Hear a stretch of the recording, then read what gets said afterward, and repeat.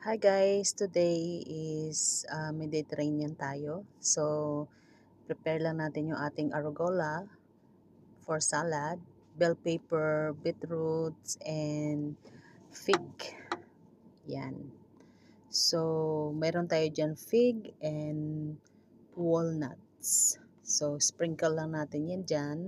Then, itapping lang natin yung ating goat cheese kasi mataas yung cholesterol, kailangan pababain natin. So, ito is ida-diet natin sila.